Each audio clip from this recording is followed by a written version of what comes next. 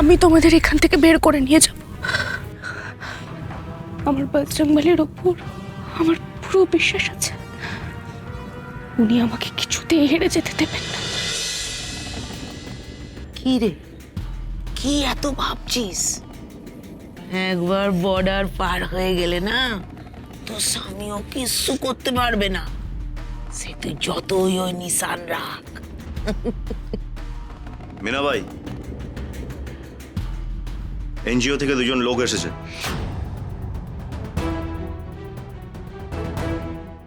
NGO থেকে? হ্যাঁ, ওই প্রতি মাসে আসে না, মেয়েদেরকে ওষুধ দেয়, তারপর ভ্যাকসিন দিতে দেয়। আবার এসেছে? হ্যাঁ, ওরা মেয়েদের সঙ্গে কথা বলতে চায়। মেয়েদের সঙ্গে কথা বলতে চাই বললেই হলো?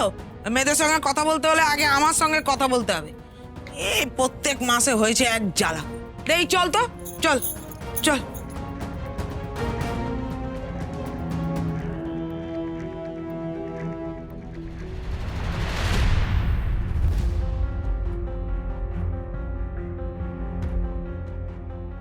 আমাদের পাচার করে দেবে বলছে, আমাদের আর বাড়ি ফেরার কোনো আশা নেই গো।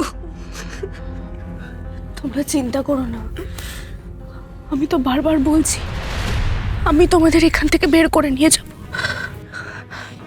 তোমরা আবার তোমাদের সুস্থ জীবনে ফিরে যাবে। দেখো, তুমি আর এখান থেকে বেরোনোর চেষ্টা করো না গো।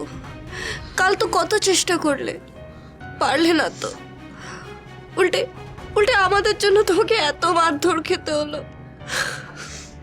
অন্যায়ের বিরুদ্ধে প্রতিবাদ করতে গেলে অনেক কিছু সহ্য করতে হয়, বাধা আসলে সেটাকে পেরোতে হয়।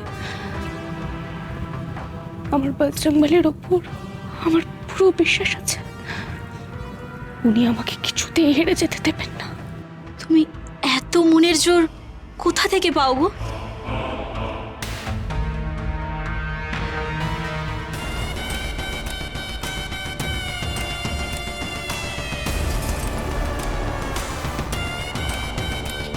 এই দুজনেই এনজিও থেকে এসছে ম্যাডাম।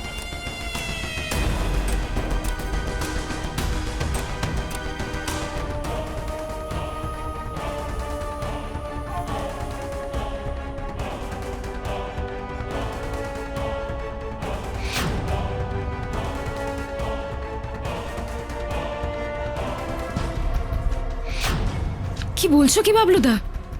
ছদ্মবেশে তুমি রংমহলে ঢুকবে? এছাড়া আর অন্য কোনো উপায় নেই অরু।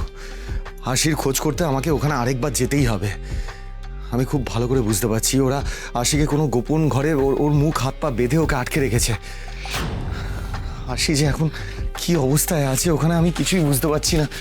যেভাবেই হোক আশিকে আমায় বাঁচাতেই হবে অরু। কিন্তু বাবলুদা, তুমি তো বলেছিলে যে আরশি নিজেও হাত পা গুটিয়ে বসে থাকবে না, ও ওখান থেকে পালানোর চেষ্টা করবে। আরে আশি যে চেষ্টা করছে কি করছে না সেটা আমরা এখানে বসে কি করে বুঝবো বলতো? আর সবচেয়ে বড় কথা, আরশি হয়তো চেষ্টা করলো কিন্তু কিন্তু শেষ মুহূর্তে ও ধরা পড়ে গেল তখন। আর ওখানেই বা ও ও কি করছে সেটা তো আমরা কেউ জানি না।